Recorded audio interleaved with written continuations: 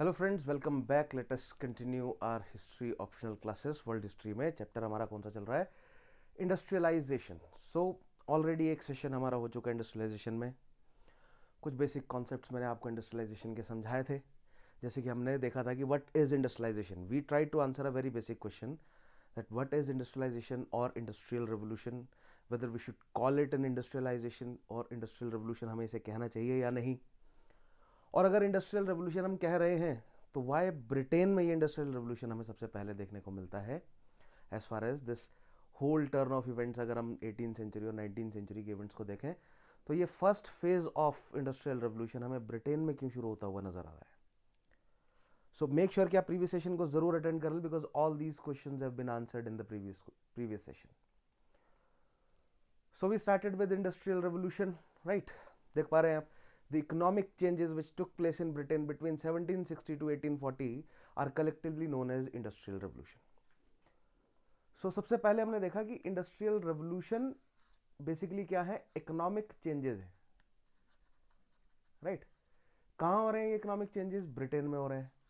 कब हो रहे हैं? In the later half of the 18th century. Right, it starts there.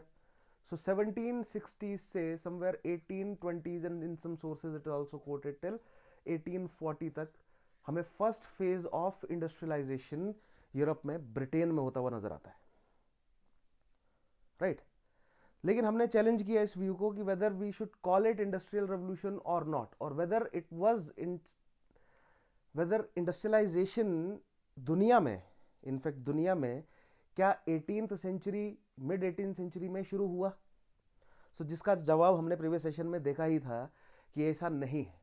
Industrialisation 7th 8th century से industrialisation पूरी दुनिया में मौजूद था, specially in the middle east, south Asian region में और वेस्टर्न एशियन रीजन में, यानी कि द अरेबियन वर्ल्ड में एंड इंडिया में या साउथ ईस्ट एशिया में भी.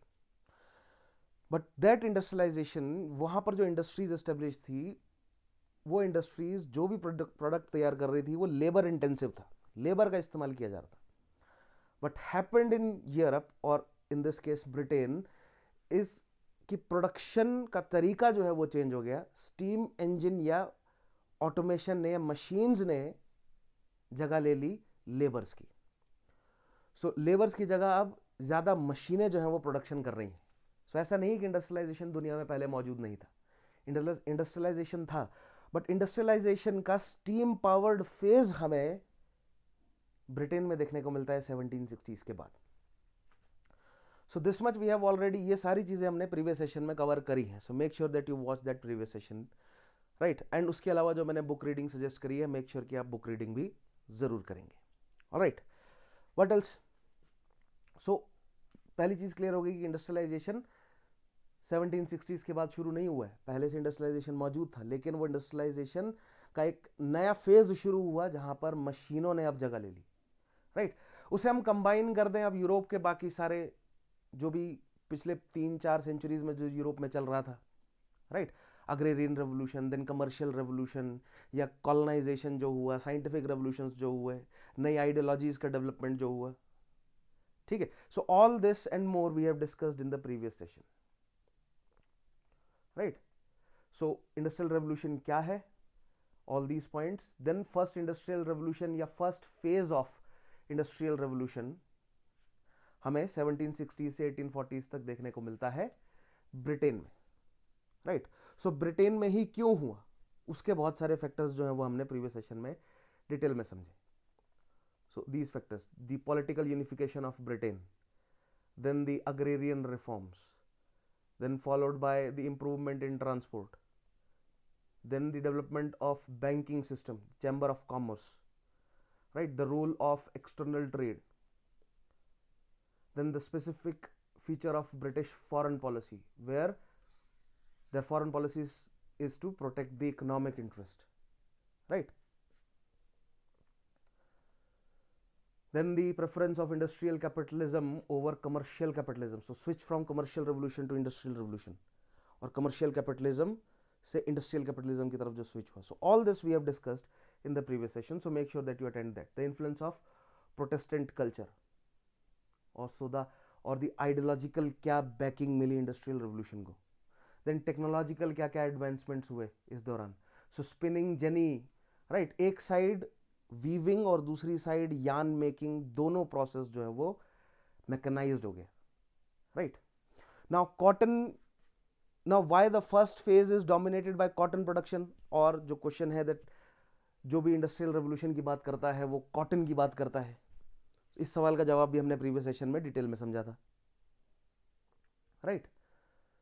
सो what we have already established in the previous session, right.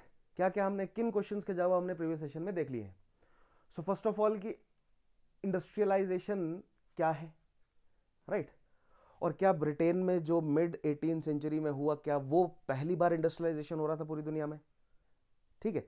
Second हमने सवाल का जवाब देखा कि इंडस्ट्रियल रेवोल्यूशन क्या है, वेदर हमें इंडस्ट्रियल रेवोल्यूशन उन इकोनॉमिक चेंजेस को between the 1760s and 1840s, क्या उन इकोनॉमिक चेंजेस को हमें इंडस्ट्रियल रेवोल्यूशन कहना चाहिए. सो क्रिटिकल एनालिसिस किया हमने, दोनों पॉइंट्स देखे, क्यों नहीं कहना चाहिए और क्यों कहना चाहिए. बोथ पॉइंट्स हमने, बोथ साइड से हमने चीजें कवर करी, right. Specially for the first phase के लिए इंडस्ट्रियल रेवोल्यूशन कहना जो है पूरी तरह सही नहीं रहेगा, हमने देखा, right. Perhaps for the second phase, जो कि आज हमें समझना है, the second phase of industrialisation, right, जिसमें फोकस अब चेंज होगा किसकी तरफ, हैवी इंडस्ट्रीज की तरफ, राइट. लेबर इंटेंसिव से कैपिटल इंटेंसिव जो है वो हमें फोकस शिफ्ट होता हुआ नजर आएगा इंडस्ट्रियल रेवोल्यूशन का. सो नेक्स्ट सवाल क्या था कि इंडस्ट्रियल रेवोल्यूशन कहें या ना कहें. सो दोनों के लिए हमने पॉइंट देखा, राइट. फिर तीसरे सवाल का जवाब हमने ढूंढा कि भैया ब्रिटेन में ही इंडस्ट्रियल रेवोल्यूशन क्यों, फर्स्ट फेज ऑफ इंडस्ट्रियलाइजेशन या इंडस्ट्रियल रेवोल्यूशन हमें ब्रिटेन में ही क्यों देखने को मिला. और अगर ब्रिटेन में ही देखने को मिला तो भैया cotton intensive, not cotton intensive but cotton industry या टेक्सटाइल इंडस्ट्री में ही जो है वो सबसे पहले हमें इंडस्ट्रियल रेवोल्यूशन का हिट क्यों देखने को मिला. So all this we have answered in the, all these questions we have answered in the previous session, right. Now we will move forward with the features of industrialization in Britain. So factors affecting, हमने उन factors को देखा जिस वजह से Britain में industrialisation हुआ. Now we will look at the features कि जो इंडस्ट्रियलाइजेशन हो गया ब्रिटेन में, राइट. अब उसके फीचर्स क्या देखने को मिलते हैं. सो पॉइंट बाय पॉइंट देखते हैं. First point is, you guys read the first point. The role of private capital and investment, the large role was played by the middle class. Now, middle class का development की कहानी आई hope आप लोगों को अच्छे से याद होगी. जैसे जैसे यूरोप में कंपटीशन बढ़ा कि भैया नए लैंड को जो है वो खोजा जाए, राइट, क्योंकि इंडिया के लिए डायरेक्ट रूट चाहिए था. अब उस रेस में यूरोपियन पावर्स को अमेरिकाज यानी न्यू वर्ल्ड मिल गया. They found the new world. So northern America, central America and southern America, they found direct route to India also. तो इससे हुआ क्या, this resulted into eventually commercial revolution हमें देखने को मिला. बहुत सारी कंपनीज को चार्टर दिए गए, ट्रेडिंग कंपनीज को चार्टर दिए गए. सो आई होप आप प्रीवियस सेशन से अच्छे से कनेक्ट कर पा रहे हैं, right. What I am trying to explain is how the middle class got developed.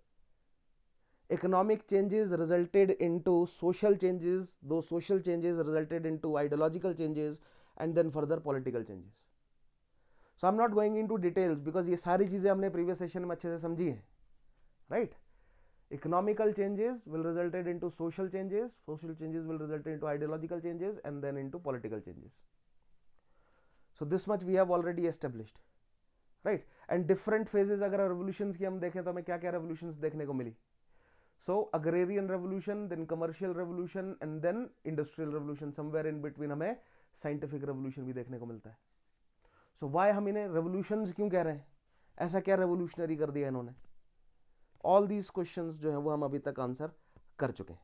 So point क्या है, this was just to remind you that what we have already covered.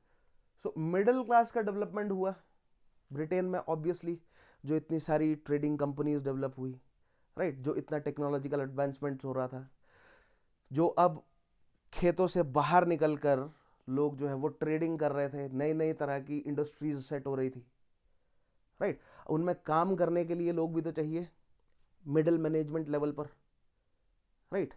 Teachers की ज़रूरत है, नई नई जो साइंसेस डेवलप हुई, नई जो टेक्नोलॉजीज डेवलप हुई, सो नए नए करियर्स डेवलप हुए। ठीक है, जुडिशरी का डेवलपमेंट हो रहा है तो लॉयर एक एज अ प्रोफेशन डेवलप हुआ। एजुकेशन का डेवलपमेंट हुआ तो टीचर्स, प्रोफेसर्स एक नया, समझ रहे हैं। So all these were the part of middle class, right, जिसमें जो अपर मिडिल क्लास थे they developed into industrialist, right, they developed into bankers, they developed into they invested into stock markets, so they played a huge role। और ये सब Britain, क्यों Britain में इतना strong middle class क्यों develop हुआ? Because Britain ने जबरदस्त लेवल पर ट्रेडिंग करी। ब्रिटेन के पास 13 कॉलोनीज थी पहले, राइट। 13 कॉलोनीज के बाद धीरे धीरे उन्होंने इंडिया पर भी कंट्रोल करना शुरू किया हुआ था। So in that 18th century Britain में एक बहुत हेल्दी मिडिल क्लास डेवलप हो चुका था, जिनके पास कैपिटल था अब खर्च करने के लिए। सो वो पैसा कहाँ लगाया जाए, तो वो पैसा उन्होंने, जो पूरी ये ग्लोबल ट्रेड या कमर्शियल रेवोल्यूशन से, या जो ये मर्केंटाइल कैपिटलिज्म जिसे हम कह सकते हैं, वहां से जो पैसा कमाया था अब उसे लगाना था कहां पर? इंडस्ट्रीज में, राइट। सो पहला तो ये है feature, that the role of private capital.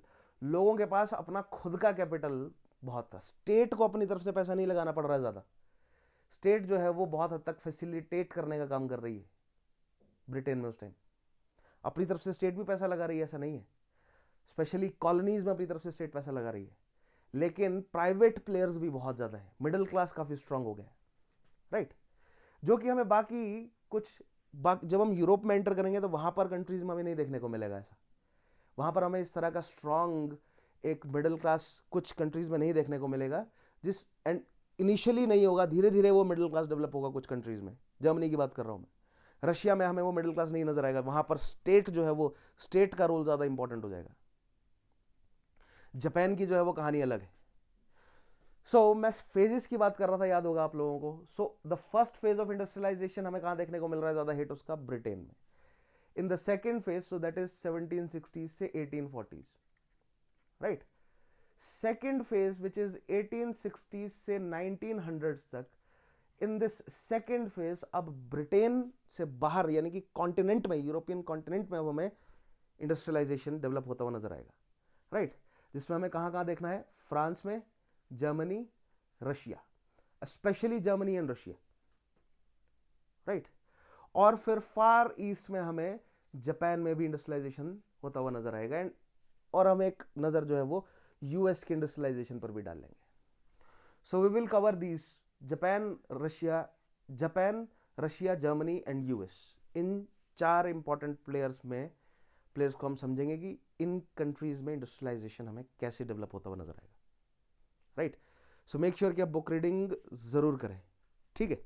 और कॉन्सेप्ट्स तो मैं आपको अपनी तरफ से समझाऊंगा। क्वेश्चंस बेसिकली मैं आपको इन जो प्रीवियस ईयर्स में यूपीएससी ने जो इस चैप्टर से जो क्वेश्चंस पूछे हैं, मैं उन्हीं क्वेश्चंस के जवाब आपको देने की कोशिश कर रहा हूं इन क्लासेस में, राइट। सो सेकंड फीचर क्या है, देखिए। Now simultaneously members of aristocratic class made a contribution to it, right. This was known as the gentlemanly capitalism. So जो जमीन की धरपकड़ ब्रिटेन में शुरू हुई, पेजेंट्स को खदेड़ा गया, पेजेंट्स जो है वो अपने जानवरों को नहीं चरा सकते, राइट। जो एनक्लोजर लॉज लाए गए, वहां पर एरिस्टोक्रेट्स ने अपने लेवल पर जो है वो ब्रीडिंग शुरू करी, बड़े लेवल पर शीप्स की, नए ब्रीड जो है वो एनिमल के लाए गए, जिससे प्रोडक्शन, एनिमल हस्बेंड्री में प्रोडक्शन बढ़ा, राइट, जिससे फूड प्रोडक्शन भी बढ़ा, हेंस पॉपुलेशन भी बढ़ी। सो that was gentlemanly capitalism. So I hope previous session में मैंने इसको अच्छे से समझाया है और आपको पता समझ भी आया होगा ये concept, right. Third feature is, so this much we have already, ये सारी चीजें हम ऑलरेडी प्रीवियस सेशन में कवर कर चुके हैं, ठीक है। So those who have attended the previous session they know this. Third point is emphasis over the consumer goods industries or light industries, that is cotton good industry, woolen industry, iron and metal industry. So emphasis, next feature क्या है Britain के industrialisation का या first phase of industrial revolution का, कि भैया light industries पर, consumer good industries पर ज्यादा फोकस है।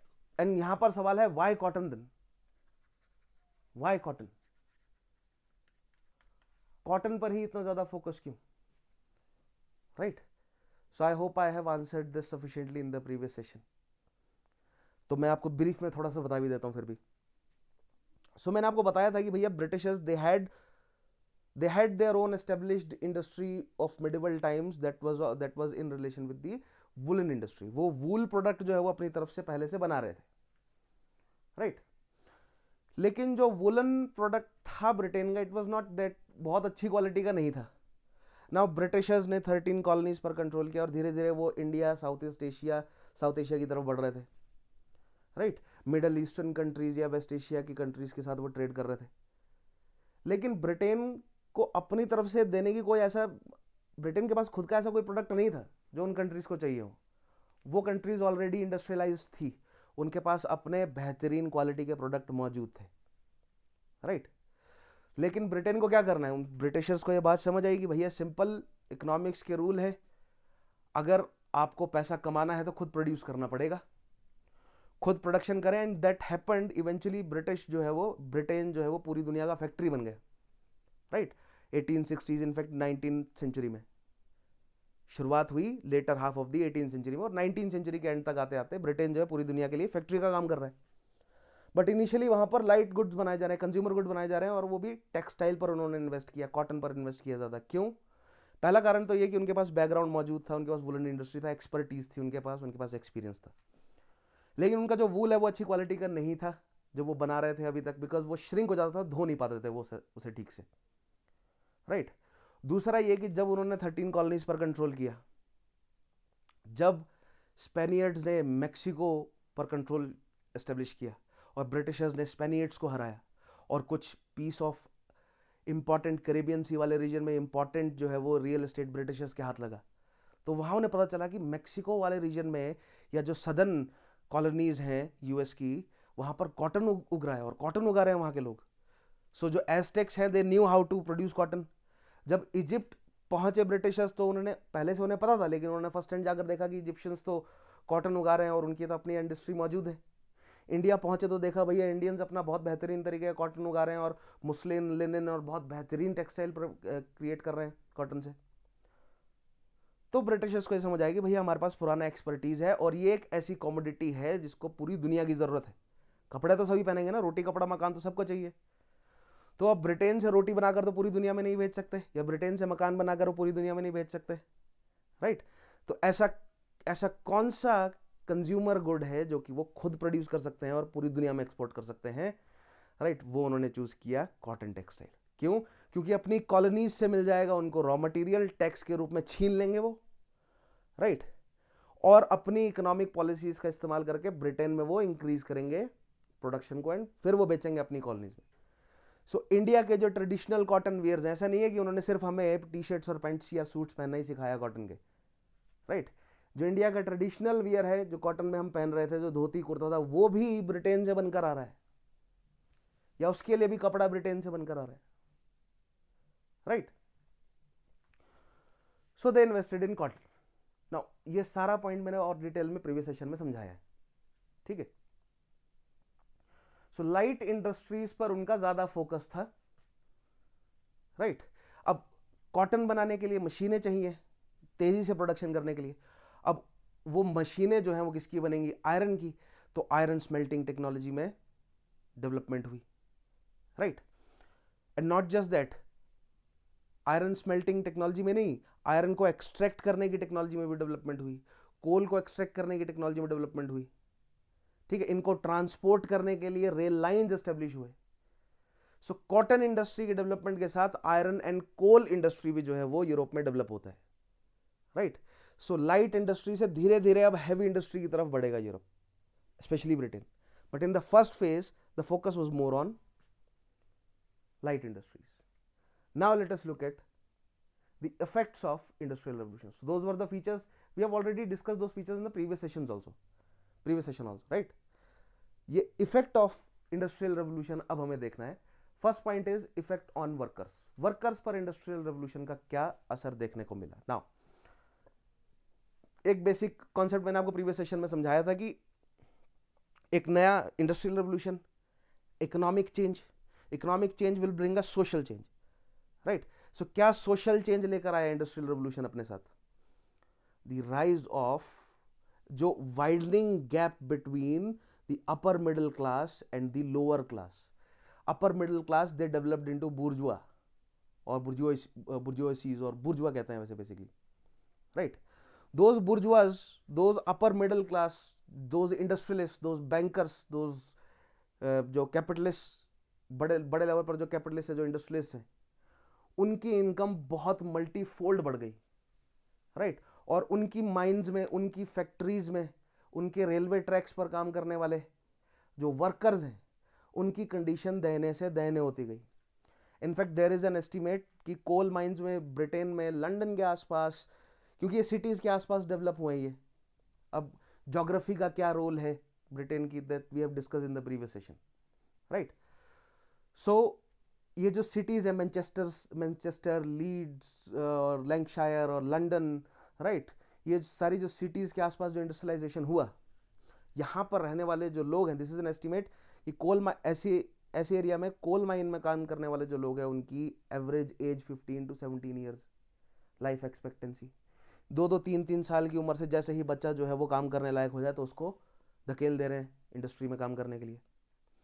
सो ये सोशल चेंज हमें देखने को मिला, राइट? अब ऐसा नहीं है कि ये क्लास डिवीजन पहले मौजूद नहीं था, लेकिन इसमें जो गैप जो बढ़ता हुआ नजर आया हमें, that was the result of this economic change.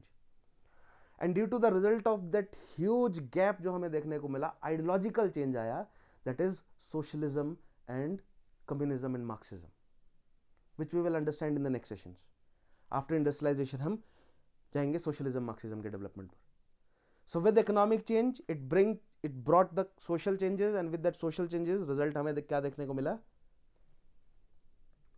Result देखने को मिला हमें ideological change, and due to that ideological change हमें पॉलिटिकल चेंज देखने को मिला। क्या?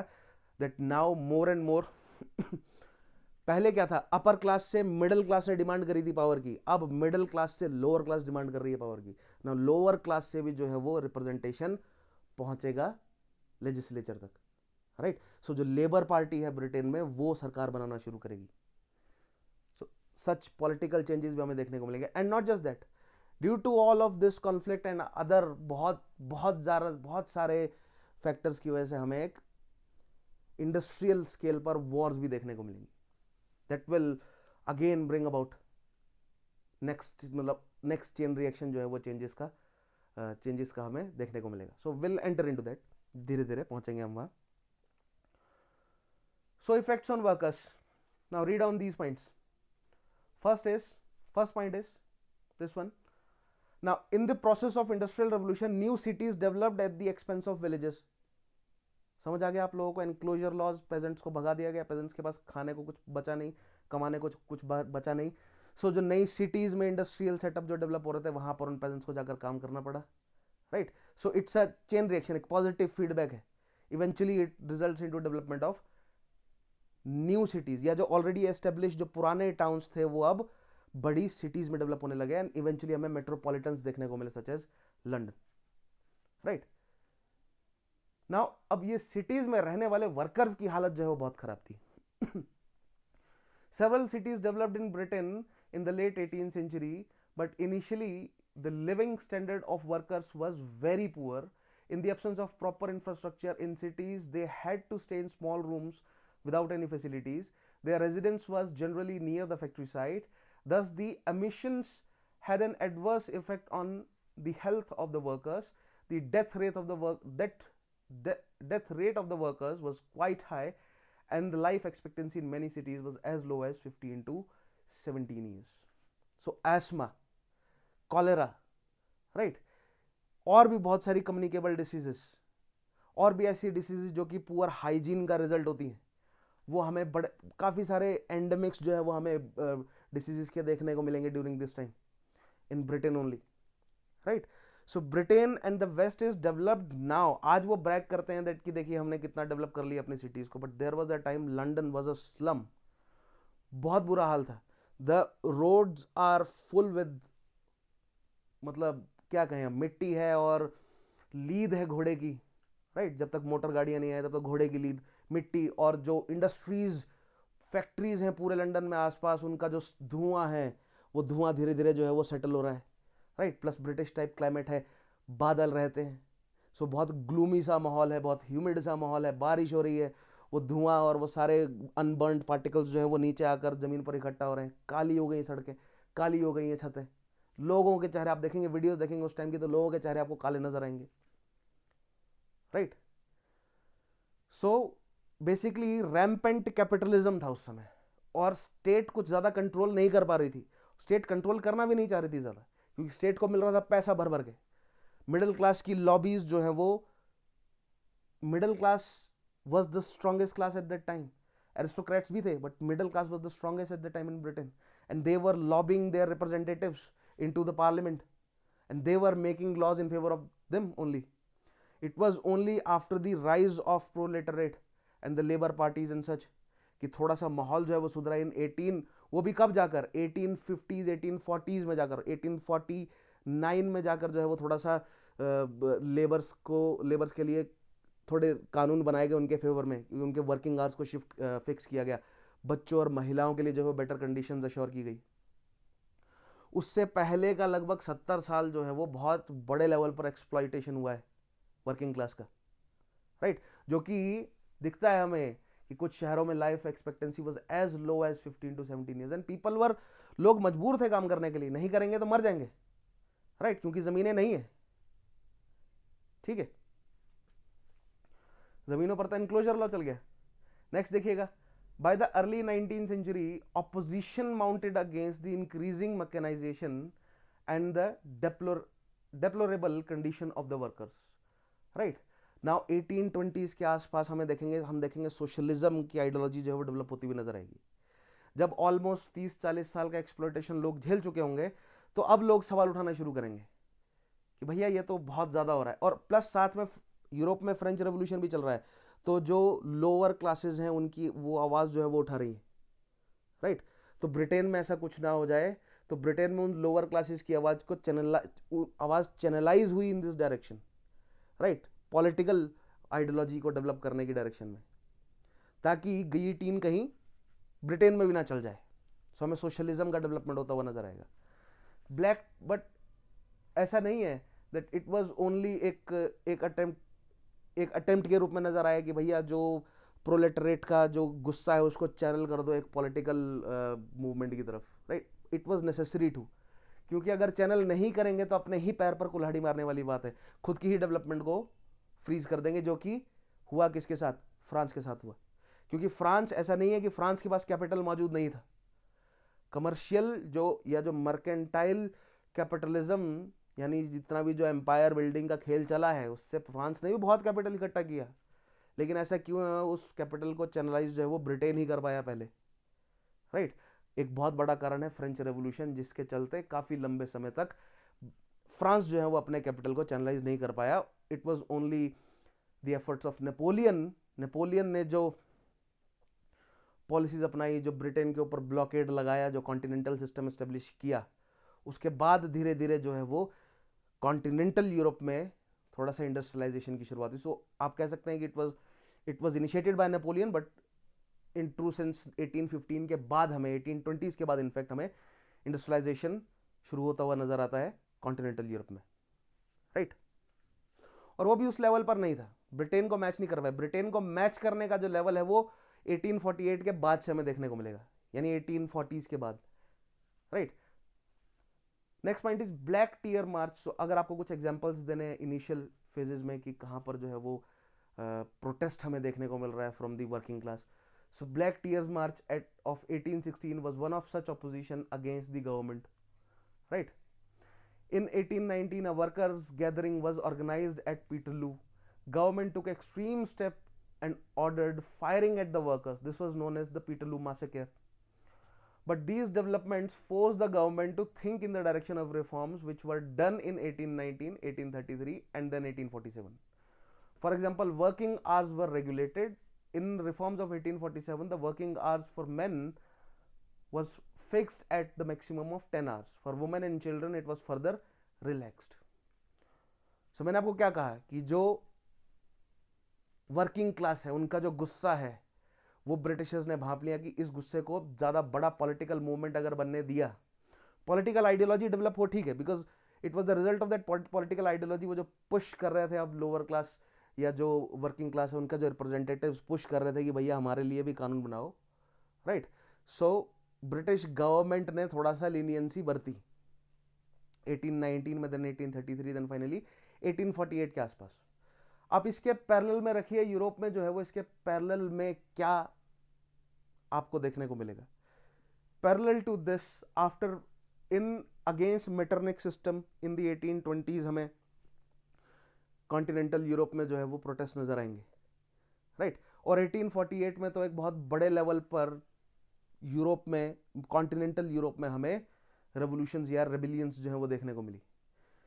सो ब्रिटिश गवर्नमेंट ने काफी स्ट्रेटेजिकली अपने आइलैंड पर इस तरह की रेबिलियंस को जितना हद हो सके रोकने की कोशिश करी by providing some reforms, right. Because जो कैपिटलिस्ट हैं they were not in favour of reforms, but दूरदृष्टि है ना कि अगर रिफॉर्म्स नहीं करेंगे तो जो ऑल्टरनेटिव है वो बहुत खतरनाक है। ऑल्टरनेटिव का एक्सट्रीम जो है वो गियोटीन है, राइट। सो थोड़े से रिफॉर्म्स जो है वो प्रोवाइड किए गए, थोड़ी रिलैक्सेशन जो है वो मिली, किसे, वर्किंग क्लास को। Now this was the time, 1840s was the time जहां पर लेबर पार्टी जो है वो काफी स्ट्रांग हो चुकी है इस टाइम तक, और सोशलिज्म एंड मार्क्सिज्म का कॉन्सेप्ट जो है वो काफी स्ट्रांग हो चुका है। 1848 में आकर जो है वो मार्क्स अपना मैनिफेस्टो भी लिख देते हैं, लेकिन उससे काफी समय पहले से ही was politically active and he was speaking in the favour of the proletariats, right? So this is an image of that Peterloo massacre. So yes, many died that day. So that was the first point, effect on workers, right? Then next is effect on polity. Now as the result of industrialization, responsibility of the government increased. So मैंने वो क्या बोला, economic change result into social change, ideological change, political change, right?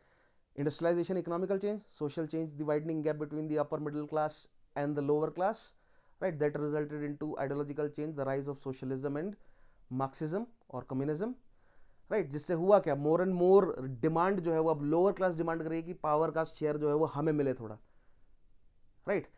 जिसके response में government ने जो है वो अपनी, नॉट जस्ट कि पावर का शेयर हमें मिले, लेकिन लोअर क्लास ने गवर्नमेंट से और मतलब ये डिमांड रखी कि भैया government should come forward and start working for the welfare of the masses. So government ने अपनी जिम्मेदारी समझी, and the political change here is the increase responsibility of the government, and that they realised, responsibility तो पहले से बहुत ज्यादा थी, but now the British government realised that कि भैया हमारी रिस्पॉन्सिबिलिटीज क्या है, now we need to fulfil that, right. The labour laws, the reforms, right, subsequent reforms 1819, 1833, 1847, then ये चलेगा सिलसिला पूरा 1860s में, 1870, 72 के अराउंड भी, 1890s के अराउंड भी, right. Now it started working for the betterment of the workers, more over middle class emerged, a middle class emerged which demanded the extension of franchise. Now वो process जो पहले से चला आ रहा है, मिडिल क्लास स्ट्रांग हो रही है और मोर एंड मोर डिमांड कर रही है, वो कंटिन्यूड रहा, राइट। क्यों? क्योंकि middle class with the industrialisation और ज्यादा स्ट्रांग हुआ, ठीक है। सो पहले तो विग एंड टोरी करके पार्टीज थी, अब लेबर, कंजर्वेटिव और भी बहुत सारी तरह की पार्टीज डेवलप हो गई।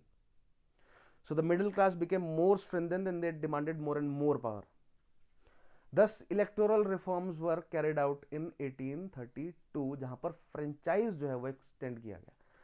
पहले क्या था, बहुत लिमिटेड था फ्रेंचाइज, बहुत कम परसेंटेज, और किस पर बेस्ड था, it was based on income, right. लेकिन अब बहुत सारे, पहले क्या था, बड़े बड़े मर्चेंट्स थे, बड़े बड़े जो कंपनीज थी, राइट, ट्रेडिंग कंपनीज थी, उनके जो मालिक थे या उनके जो शेयर होल्डर्स थे, they had the money, right. या उसके अलावा जो लॉर्ड्स वगैरह थे, लार्ड साहब जो थे, लॉर्ड्स वगैरह जो थे, they had the money and the power. So franchise was limited to those only. लेकिन विद इंडस्ट्रियलाइजेशन एक बहुत बड़े लेवल पर मिडिल क्लास में एडिशन हुआ ऐसे लोगों का, राइट। कहने का मतलब मिडिल क्लास और ब्रॉड हुआ, specially the middle and upper middle, and now they started demanding कि भैया हमें भी पावर में शेयर मिले। So the franchise was, electoral reform were carried out in 1832, जिसमें किया गया extension of the franchise, right. Then what was the effects on economy. So industrialization encouraged the policy of free trade in Britain, and in 1846 Britain officially accepted the policy of free trade. देखिए जब modern Indian history पढ़ते हैं ना तो वहां पर हम देखते हैं चार्टर जो है वो दिए गए कंपनी को 1813, 1833, 1853, राइट ना। 1813 का जो चार्टर है उस चार्टर में British apart from British East India company other trading companies के लिए भी जो है वो रास्ता इंडिया में खोला गया ट्रेड करने के लिए, राइट। सो यहां से हमें देखने को मिल रहा है एक पैटर्न कि that the British government was moving toward more and more free trade और अपना कंट्रोल जो है वो कम करते जा रहे हैं। सो 1833 के चार्टर तक आते आते जो है वो effectively British East India company की पावर जो है वो बहुत कम होती गई। जब मॉडर्न इंडियन हिस्ट्री पढ़ेंगे there I will explain this in detail, right.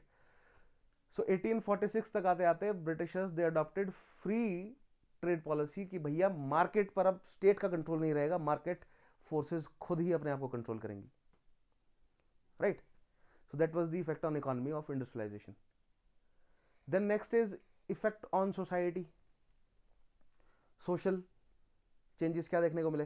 सो पहला तो an empowered middle class emerged in Britain. Already एक मिडिल क्लास मौजूद था, now it got more empowered और more people entered into middle class, right. जो upper middle है और जो मिडिल है उसका बल्क बहुत बड़ा बल्क तैयार हुआ। Upper middle were the industrialist, were the bankers and all. Middle में जो आप मान सकते हैं कि छोटे लेवल के इंडस्ट्रियलिस्ट और जो मैनेजमेंट लेवल पर काम करने वाले लोग हैं, जो डॉक्टर्स हैं, जो लॉयर्स हैं, जो टीचर्स हैं, प्रोफेसर्स हैं, राइट। जो फैक्ट्रीज में काम करने वाले लोग हैं, जो मैनेजर्स हैं फैक्ट्री के, एंड उसके नीचे आ जाए लोअर मिडिल में तो फोरमैन्स वगैरह, राइट, सुपरिटेंडेंट्स वगैरह।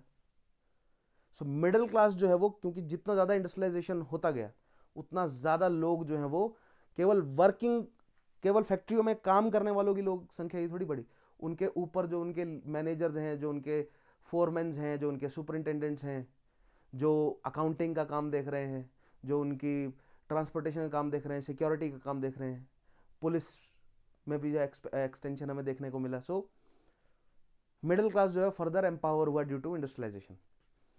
The next is industrial working class also emerged parallel to it. So एक मिडिल क्लास स्ट्रांग हो रहा है जिसमें अपर मिडिल क्लास बहुत स्ट्रांग होता जा रहा है, और उस अपर मिडिल क्लास और लोअर क्लास में जो डिफरेंस है वो बढ़ता चला गया।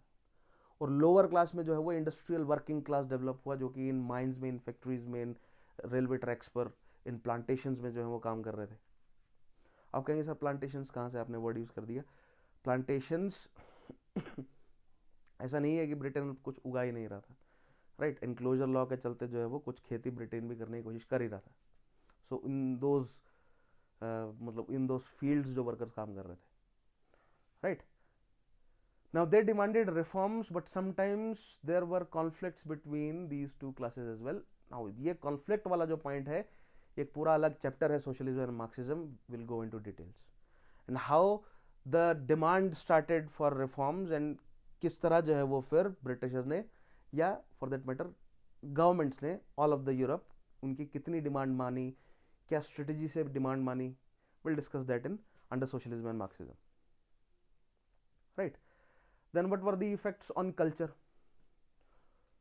So industrial revolution, look at the points. Industrial revolution changed the cultural tradition of Britain. हम इसको रेवोल्यूशन क्यों कह रहे हैं? हमने फ्रेंच रेवोल्यूशन का फ्रेंच रेवोल्यूशन क्यों कहा? क्योंकि वहाँ एक बहुत बड़े लेवल पर कल्चरल चेंज आया. They changed how they used to do paintings, right? They adopted the metric system, they changed their script, they changed उनके वर्नैकुलर में जो है वो बहुत बड़े लेवल पर चेंजेस आए, राइट. नए वर्ड्स ऐड हुए, ठीक है, उनकी लैंग्वेज में जो है वो चेंज देखने को मिला हमें.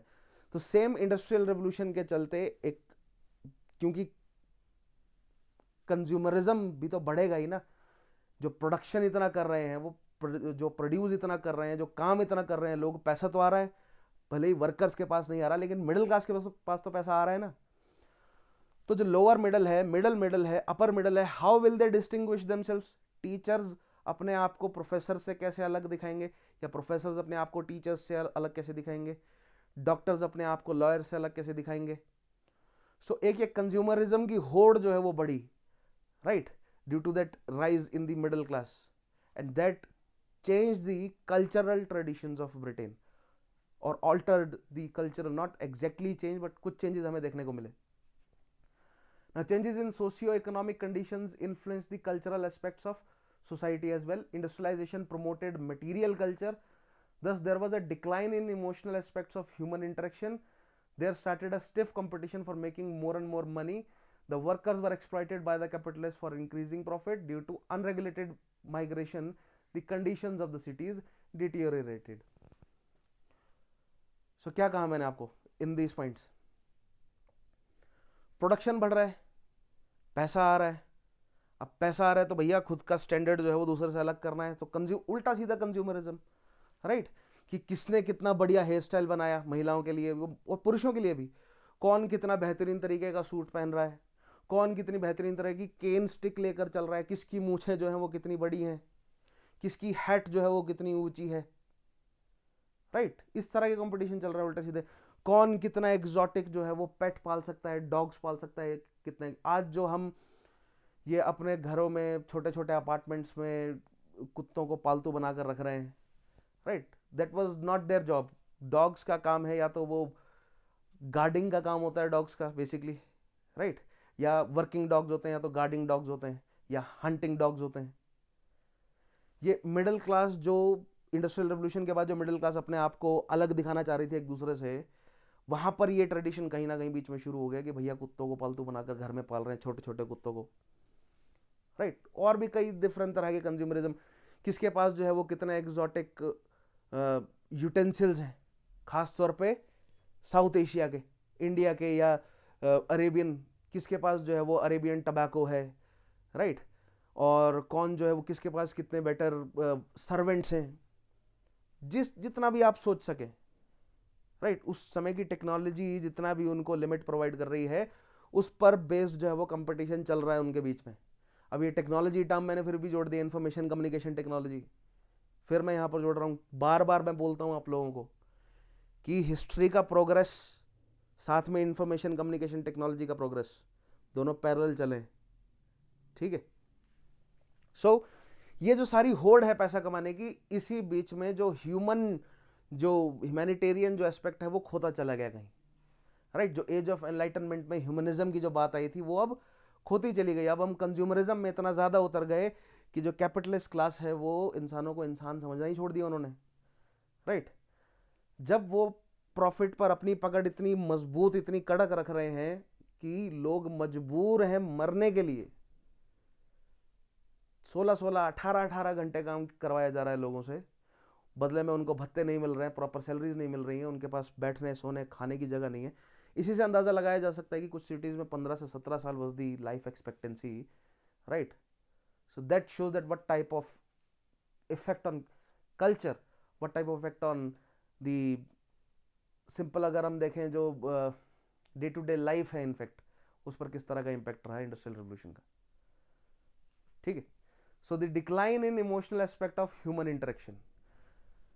Now this was the time जहां पर बहुत चरम पे था यूरोसेंट्रिसिज्म.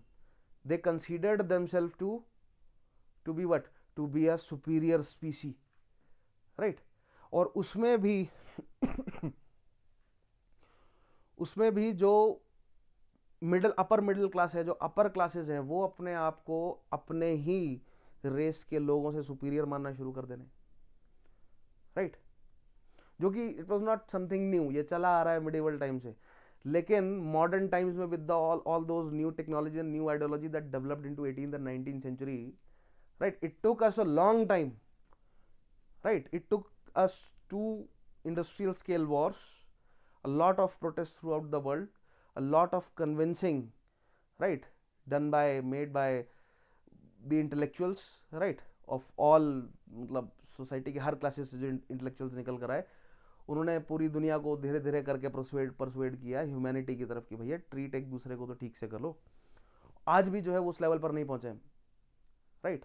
मतलब अच्छे लेवल पर नहीं है, but still it took us a lot, लगभग 200-250 साल लगे हमें, ठीक है, एक डिसेंट पोजीशन पर पहुंचने में. Then next it became dirty and crowded. Cities became dirty and crowded, right.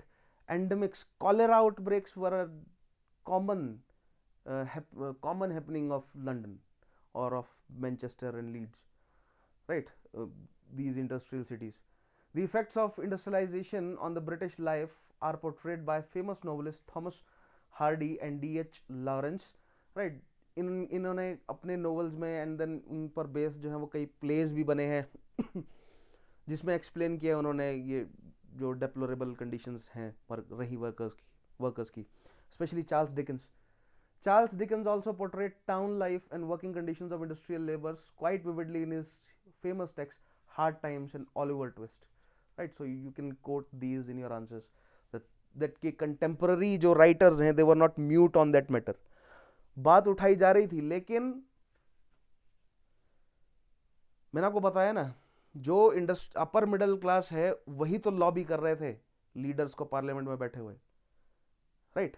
Lobbying is a very fancy word, it is a fancy word for corruption. West में यूज हो रहा है बहुत ज्यादा, बहुत थ्रो किया जाता है करप्शन के लिए एक fancy word lobby, right? So those industries, those bankers were lobbying the politicians of British legislation at the time, right? It took a बहुत बड़े लेवल पर कन्विंसिंग, क्योंकि उनको डर था कि अगर हम लेबर्स को नहीं देंगे थोड़ी सी कंसेशंस, उनकी वर्किंग कंडीशन को बेटर नहीं करेंगे, तो ऐसा ना हो जो कॉन्टिनेंटल यूरोप में हुआ है वो कहीं ब्रिटेन में ना हो जाए, राइट? तो सेफ खेलते हुए उन्होंने थोड़ी उनकी कंडीशंस बेटर कर दी, राइट? सो आप मान सकते हैं कि भारी भारी मन से जो है उन्होंने बात मानी है वर्कर्स की, जिसे हम और डिटेल में समझेंगे सोशलिज्म मार्क्सिज्म जब हम पढ़ेंगे, ठीक है? Now next is industrialisation in other region. So these were the features of industrialisation in Britain. So as far as Britain is concerned, हमने सभी सवालों के जवाब जो है वो ऑलमोस्ट ढूंढ लिए हैं ब्रिटेन के लिए. Industrialisation, industrial revolution and Britain, कि क्या है इंडस्ट्रियलाइजेशन, इंडस्ट्रियल रेवोल्यूशन क्या है, देन कहना चाहिए नहीं कहना चाहिए, ब्रिटेन में ही क्यों हुआ, राइट? ब्रिटेन में ही हुआ तो फिर लाइट इंडस्ट्रीज क्यों डेवलप हुई, कॉटन पर ही क्यों जो है वो ज्यादा फोकस था, ठीक है? देन फीचर्स क्या हैं फिर उस इंडस्ट्रियलाइजेशन के, और इम्पैक्ट्स क्या हैं, ठीक है? अब हम देखेंगे कि भैया कॉन्टिनेंटल यूरोप में या रिमेनिंग रीजन्स में जो है वो कैसे कैसे हमें इंडस्ट्रियलाइजेशन का डेवलपमेंट होता हुआ नजर आएगा, ठीक है? So the first industrial revolution, the first phase of industrial revolution, right? और industrialisation based on steam power और industrialisation based on machines, right? So the first industrial revolution was more or less confined to Britain and to certain extent up to Western Europe. Western Europe में भी कहाँ पर? France में, part of Belgium, part of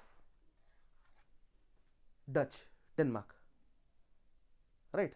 Denmark भी नहीं, Netherlands actually, Netherlands part of Denmark to.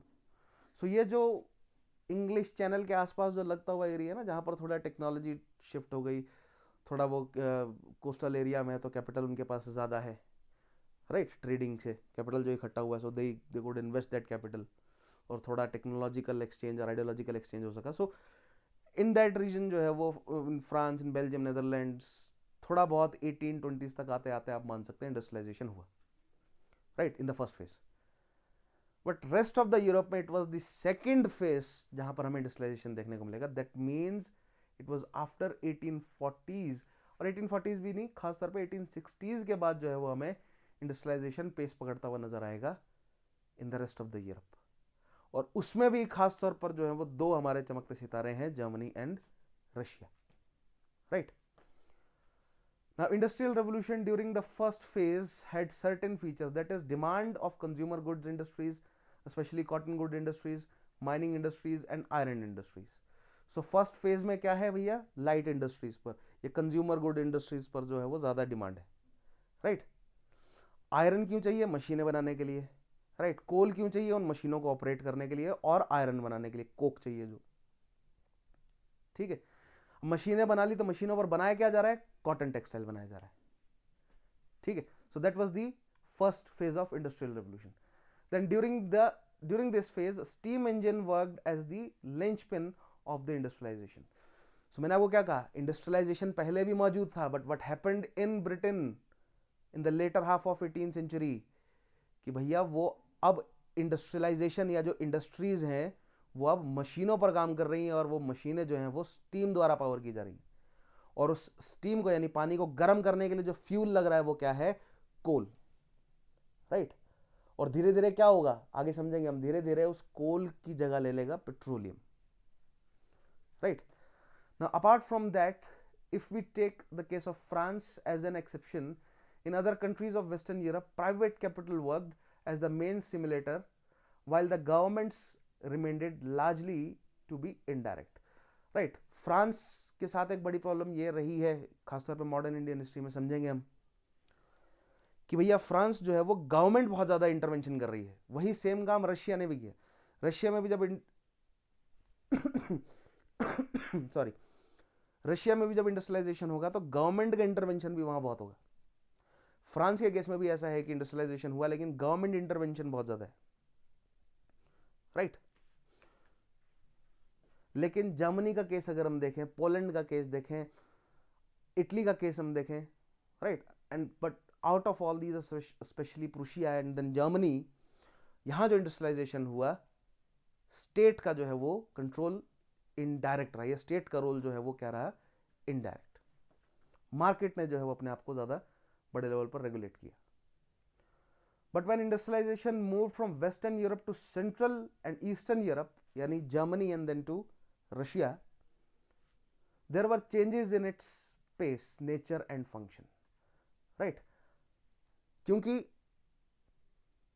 Now cotton industries जो है वो वेल एस्टेब्लिश हो चुकी है, ब्रिटेन ने बड़े लेवल पर एस्टेब्लिश कर लिए, वो मार्केट सेचुरेट, ऑलमोस्ट सेचुरेट कर गया है। जर्मनी भी अगर मिमिक करेगा ब्रिटेन को तो नहीं जो है वो उस लेवल पर पहुंच जाएगा, प्रॉफिट जो है वो नहीं बना पाएगा। क्यों? क्योंकि ऑलरेडी मार्केट को डोमिनेट कर लिया है ब्रिटेन ने। ब्रिटेन के पास रॉ मटेरियल अवेलेबल है अपनी कॉलोनीज से, इजिप्ट, इंडिया से, और ऑब्वियसली जो इकोनॉमिक टाइज उन्होंने मेंटेन रखे अमेरिका में, राइट। ब्रिटेन के पास जो है वो अपनी फैक्ट्रीज मौजूद हैं प्रोडक्शन के लिए अपने ही देश में, with all those resources and the right economic, political, social conditions, right. And Britain के पास फिर मार्केट भी अवेलेबल है अपनी कॉलोनीज के रूप में, राइट। और एक तो पड़ोस जो है वो अपना यूरोप खुद ही मार्केट है, और कॉलोनीज जो उनकी फैली हुई है जो पूरी दुनिया में, वो भी उनके मार्केट की तरह काम कर रही है। सो जो फर्स्ट फेज है इंडस्ट्रियल रेवोल्यूशन का, उसको रिपीट करना फॉर द यूरोपियन पावर्स, ये उनके लिए फिजिबल नहीं था और ये उनके लिए प्रोडक्टिव भी नहीं था। So they switch directly to the second phase, they switch directly to the phase of heavy industries, the phase of capital intensive industrial revolution. Now industrialization moved to Central and Eastern Europe, mainly in Japan during the stage of 1860s and 1940s. So Germany, Russia and Japan, right? इन तीन players को हमें समझना अच्छे से। Now during this phase industrial revolution reflected the following features. So briefly हम features देख लेते हैं क्या है second phase के, right? That was from 1860s to 1900s. Third phase will be the whole of the 19th century, sorry 20th century, right, barring the last few decades. And then the fourth is the modern times, especially the last decade of 20th century and then the 21st century. That's the fourth phase. So what were the features of the second phase of industrial revolution? First is the construction of railways, right? heavy industries बन रही हैं, अब locomotive बनाने पर ज़्यादा focus है, railway lines बिछाने पर ज़्यादा फोकस है, right? Emphasis on the basic and heavy industries, coal industry, iron industry, right? लोग मशीन्स बनाने पर, ऑटोमोबाइल्स बनाने पर, ठीक है, यानी कि मशीनें बनाए ज्यादा, हम उन मशीनों को लोग जो है वो खरीद कर अपनी फैक्ट्रीज बनाते रहे, राइट। फैक्ट्रीज लग रही हैं, ऐसा नहीं है कि जो लाइट इंडस्ट्रीज हैं वो नहीं काम कर रही, राइट। लेकिन जो बड़े कैपिटलिस्ट हैं वो कहां पैसा लगा रहे हैं ज्यादा? यूरोप में बड़े, ब्रिटेन में बड़े कैपिटलिस्ट जो हैं वो मशीनें बनाकर, मशीनें खरीद कर खुद से प्रोडक्शन कर रहे थे, right. That was the more focus on light industries.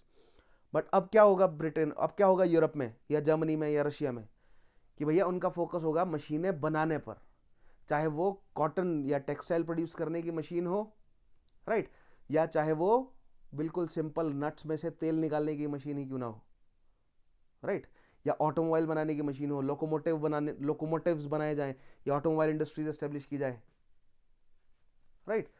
So proactive role of government यहां पर गवर्नमेंट जो है वो काफ़ी फैसिलिटेट करने की कोशिश कर रही है, right.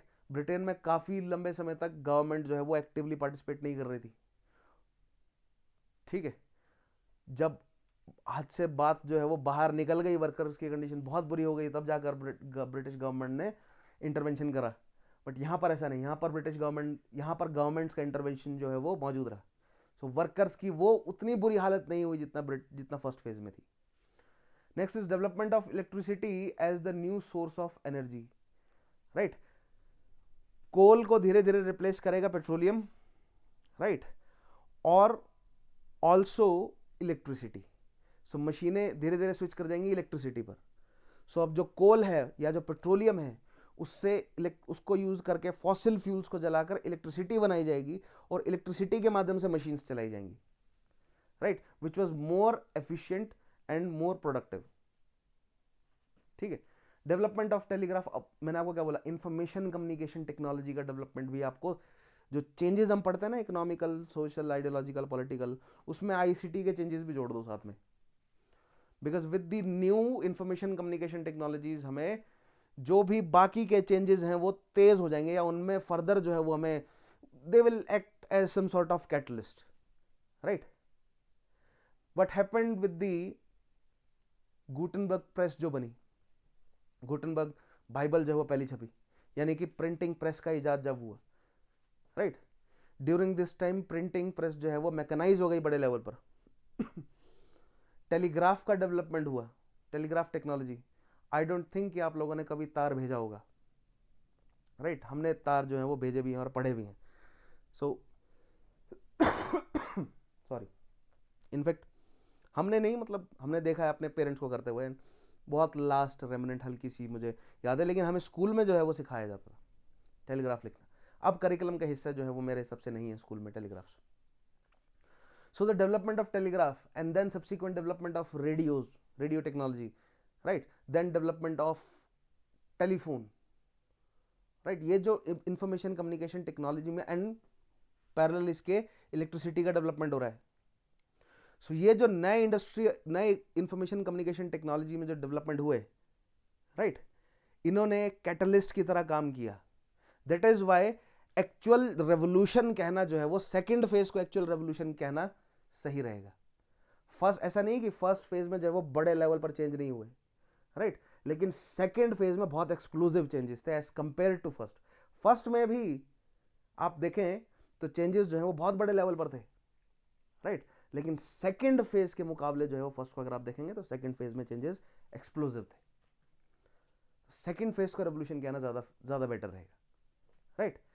Now introduction of internal combustion engine, ICE जो आ गया, I don't know if you know, Daimler and Maybach, इन दोनों ने मिलकर, श्रेय जो है वो डामर को ज़्यादा दिया जाता है, but it was a joint effort of डामर एंड मेबाक, राइट। मेबाक आपने सुना होगा, मर्सिडीज बेंज जो है वो मेबाक नाम की गाड़ियाँ बनाती हैं। So it is right in remembrance of that person Maybach. And then Mercedes Benz या बेंज जो है वो एक कंपनी बड़े लेवल पर डेवलप हुई, जिन्होंने सबसे पहले जर्मनी में ऑटोमोबाइल्स जो है वो बड़े लेवल पर डेवलप करना शुरू किया, राइट। सो इधर बेंज है, ब्रिटेन में ऑस्टिन डेवलप होगा, eventually Austin Martin, Rolls Royce वगैरह, ये सारी कंपनीज जो हैं वो धीरे धीरे 20वीं सेंचुरी में डेवलप होंगी ऑटोमोबाइल इंडस्ट्री में, ठीक है। So this was the spread of the industrial revolution. अगर मैं आपको मैप में दिखाऊं, look at this, right. So till 1840s जो है वो कहां पर है, ब्रिटेन में है। 1850s तक आते आते जो है वो जो नेबरिंग कंट्रीज हैं, France, then Belgium, Netherlands, Denmark, right. 1860s तक आते आते फिर it will reach till Germany, right, and then 1880s तक आते आते it will reach till Russia. So कुछ इस तरह आप इस इमेज के माध्यम से समझ सकते हैं the spread of industrial revolution in Europe, right. ये जो पॉलिटिकल बाउंड्रीज आपको नजर आ रही हैं, these were current international boundaries हैं ये, ठीक है, उस समय की नहीं है, करंट इंटरनेशनल बाउंड्रीज हैं, right. But this is just to give you an idea कि इंडस्ट्रियल रेवोल्यूशन का स्प्रेड कैसे हुआ है, right. Now let us start with industrialization in Germany, but we will start with industrialization in Germany in the next session, right?